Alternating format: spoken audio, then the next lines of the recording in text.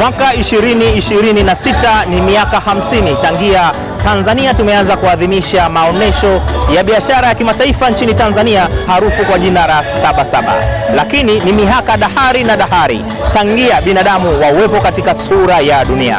Ndivyo ambavyo Ngorongoro wanatukumbusha basi kwamba turudi nyumbani, kwa maana kwamba binadamu wote tulitokea katika eneo linaloitwa Ngorongoro leo hii, eneo ambalo binadamu wa kwanza aliweza kutokea na kuishi hapo. Kuna ushahidi wa kitaalamu na wa kisayansi unaothibitisha haya yote, kwamba binadamu wa kwanza wa kuishi katika dunia hii aliishi katika eneo la Ngorongoro. Leo hii basi mamlaka ya hifadhi ya Ngorongoro wanatumia fursa ya miaka 50 ya maonesho ya biashara ya kimataifa ya Sabasaba katika kuwakumbusha Watanzania na walimwengu kwa ujumla kwamba turudi nyumbani. Binadamu walianzia Ngorongoro. Wanatukumbusha historia ya miaka dahari na dahari tangia binadamu wawepo katika sura ya dunia. Leo hii kwa kupitia fursa hii ya maonesho ya Sabasaba, ambapo basi wamekuja kutumia fursa hii kuwaonyesha ni nini ambacho wanakifanya katika shughuli zao za kila siku, kuwavutia Watanzania na walimwengu kwa ujumla kuja kutembelea katika eneo hili, eneo ambalo lina ushahidi wa kisayansi kwamba binadamu aliishi hapa. Na kukaribisha basi uweze kuwasikiliza.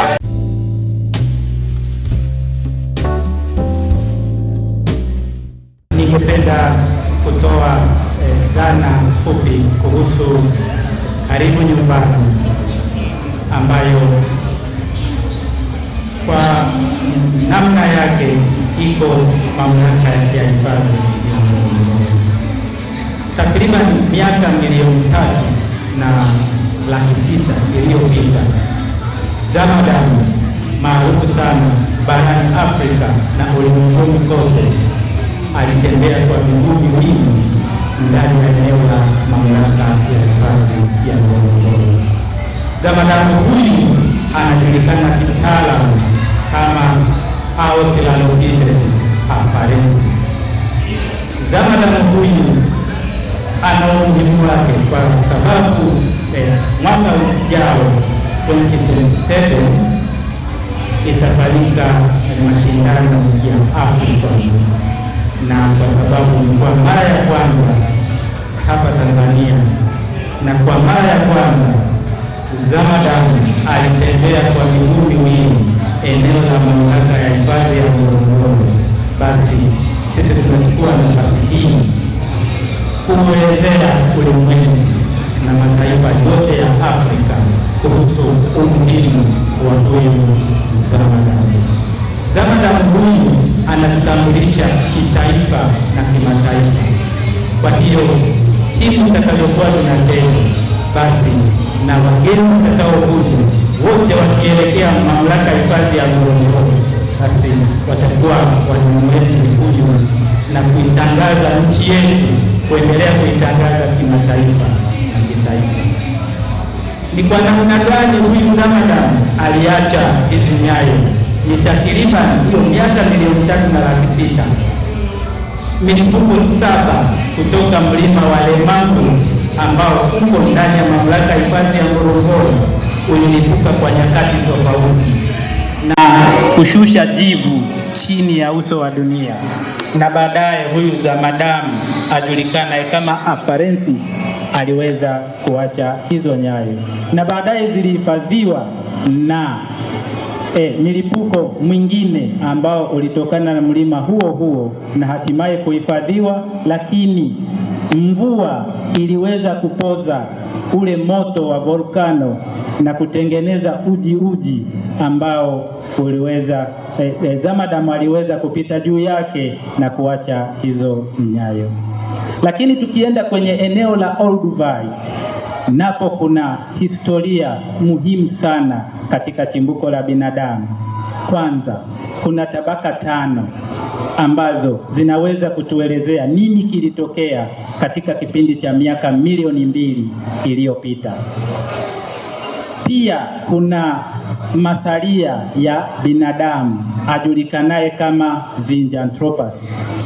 Huyu ni Zamadan maarufu pia duniani ambaye ametuheshimisha kitaifa na kimataifa. Lakini kuna Zamadan mwingine anayeitwa Homo habilis.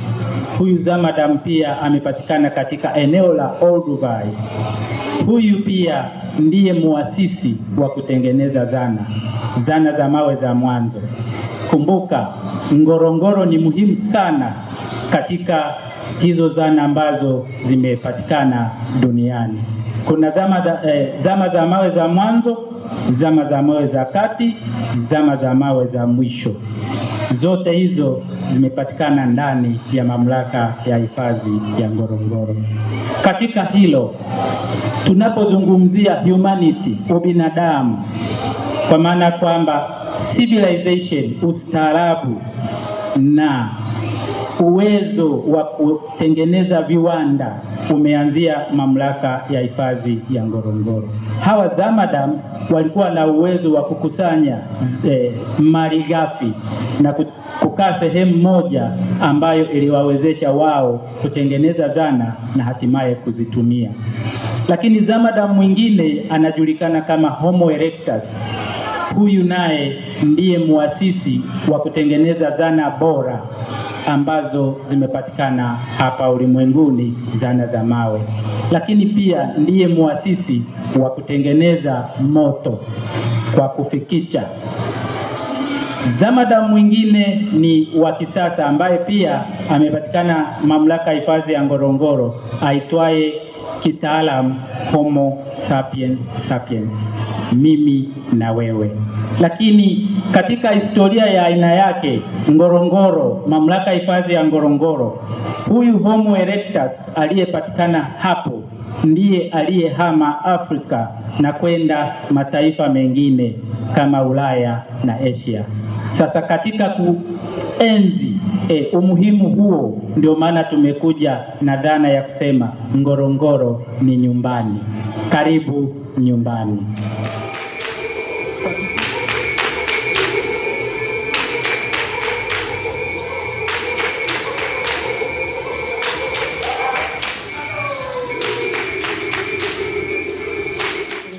Kumkaribisha kamishna wa uhifadhi mamlaka ya hifadhi ya Ngorongoro ili aweze kuzungumza nanyi na muweze kupata machache kutoka nyumbani. Karibu sana Ngorongoro. Leo imekuja Dar es Salaam. Tunawashukuru sana kuungana na sisi jioni ya leo katika kusherekea moja kati ya fahari ambazo Ngorongoro tunaziwakilisha. Sisi kama mamlaka ya Ngorongoro tunaona fahari kuwa ni wasimamizi wa sehemu muhimu sana katika nchi hii. Kama ambavyo imeelezwa, mamlaka ya hifadhi ya Ngorongoro ni moja kati ya vivutio vikubwa sio tu hapa Tanzania bali katika Afrika na katika dunia nzima. Na mamlaka ya Ngorongoro ni mahususi, pamoja na kwamba ni sawasawa na vivutio vingine, kwa sababu inazo sifa nyingine kede kwa Kiswahili cha Ngorongoro. Kuna kasoko maarufu inafahamika kama kreta. Hiyo hadithi yake ni kubwa sana, tutaizungumza siku nyingine. Kuna mandhari nzuri sana kule. Kuna tamaduni mbalimbali kama ambavyo wenzangu wameeleza, lakini tamaduni mahususi ni za ndugu zetu wa Iraq, Datoga, Wahadzabe na Masai. Watu walioka mwisho. Kwa hiyo hawa ndio wanaounda jamii za watu ambao wanaishi ndani ya eneo la hifadhi ya mamlaka ya Ngorongoro na wanazunguka eneo la mamlaka ya Ngorongoro. Umuhimu wa jamii hizi ni utamaduni mahususi ambao jamii zinautunza na kuonyesha kwa namna mbalimbali. Kama ambavyo leo umepata fursa kidogo ya kuona tamaduni ya ndugu zetu waliokuja hapa.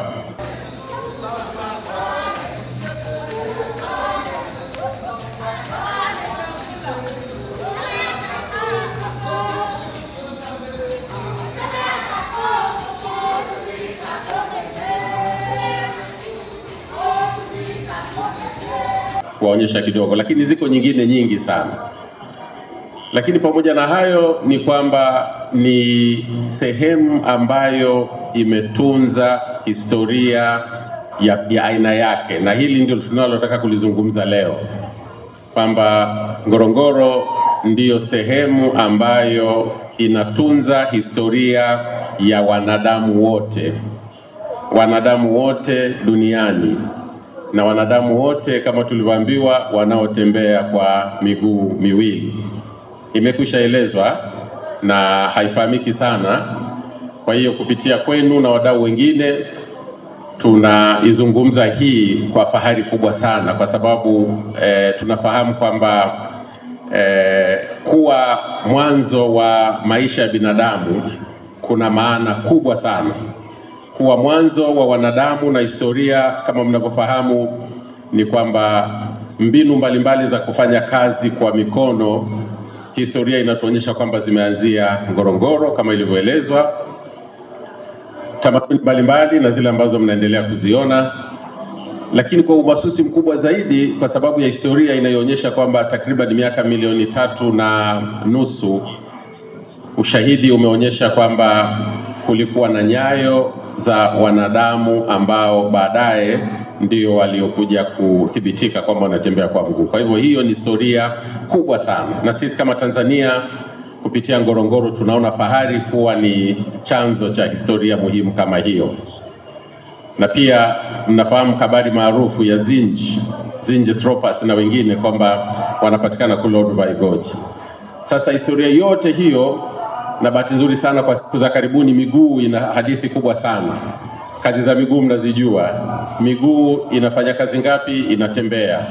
Miguu inacheza dansi, si ndio? Miguu inacheza kabumbu.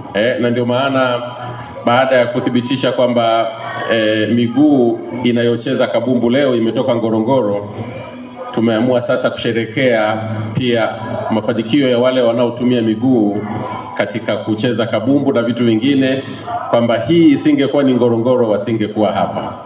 Lakini pamoja na mambo mengine, tunaona fahari pia sisi kama mamlaka ya Ngorongoro kuwa ni sehemu ya kuhifadhi maliasili, kutunza mazingira. Kama mnavyojua, mazingira ni muhimu sana.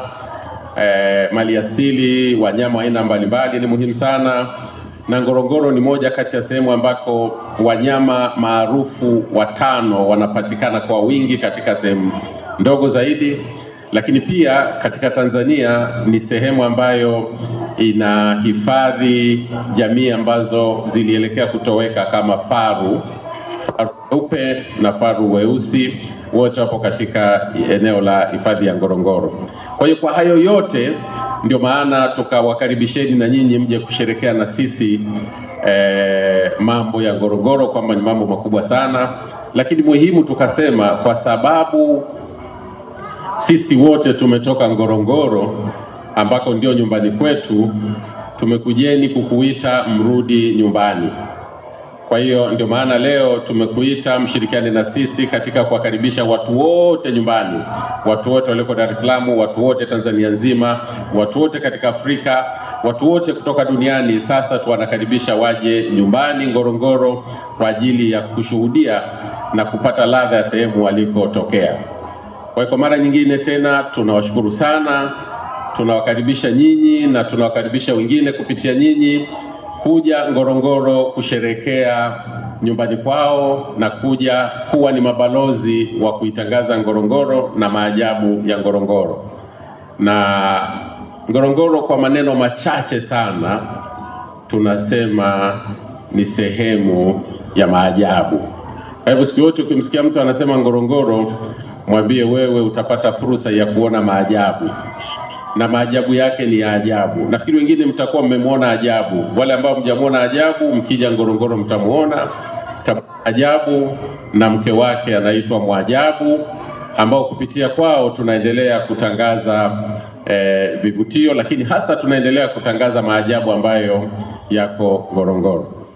Mtazamaji, tupo ndani ya banda la Wizara ya Maliasili na Utalii na kukumbusha kwamba hizi ni heka za msimu huu wa Sabasaba 2026, lakini tunakukumbusha vile tena Ngorongoro wameweza kutumia nafasi hii au fursa hii kuweza kuwakumbusha Watanzania kwamba warudi nyumbani, kwamba Edeni ni Ngorongoro. Binadamu wa kwanza aliishi Ngorongoro, lakini vile pia tunaambiwa kwamba binadamu wa kwanza aliyeweza kutembea kwa miguu miwili, kitaalamu anaitwa Homo erectus. Huyu ndiye ambaye aliweza kutumia miguu yake miwili kutembea na kufanya shughuli mbalimbali. Alitembea katika eneo hili la Ngorongoro. Ushahidi uko wa kisayansi unaoelezea mambo yote haya. Leo hii tunapozungumzia 2026, maelfu mamilioni ya vijana duniani wamejiajiri kupitia miguu yao katika mpira wa miguu wakicheza na kujipatia kipato. Hii yote inatokana na ule mwanzo wa binadamu wa kwanza ambaye alitembea kwa miguu yake miwili. Leo hii hapa tunapozungumza tunaye Shomari Kapombe. Shomari Kapombe Baba Esther, ambaye yeye ni nahodha wa timu ya Simba ya Tanzania, lakini vile pia ni mchezaji wa timu ya taifa ya Tanzania.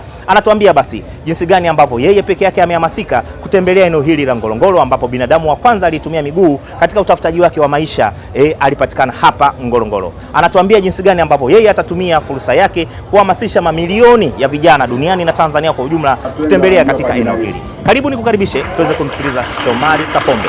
Huyu hapa. Nimefurahi kwanza kuwa hapa na nimefurahi sana kuwa na ndugu zangu wa hifadhi ya Ngorongoro katika tukio hili kubwa la kuweza kukaribisha watu wote duniani kuweza kuja ndani ya hifadhi yetu ya Ngorongoro, na kama mnavyojua kwamba na ushahidi upo wa historia yetu kwamba binadamu wa kwanza amejulikana na ametambulika katika hifadhi ya Ngorongoro, na nyayo zake zimepatikana pale, na kama mnavyojua alianza kutembea kwa miguu miwili, na mimi kama mchezaji natumia miguu miwili, kwa hiyo na imani kwamba mpira ulianzia pale.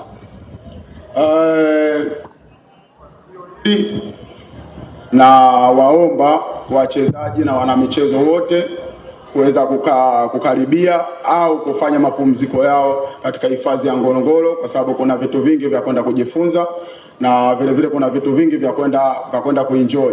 Kwa hiyo namuomba kamishna, mimi nitakuwa mtu wa kwanza katika mapumziko haya na familia yangu kuweza kufika pale Ngorongoro. Asanteni sana.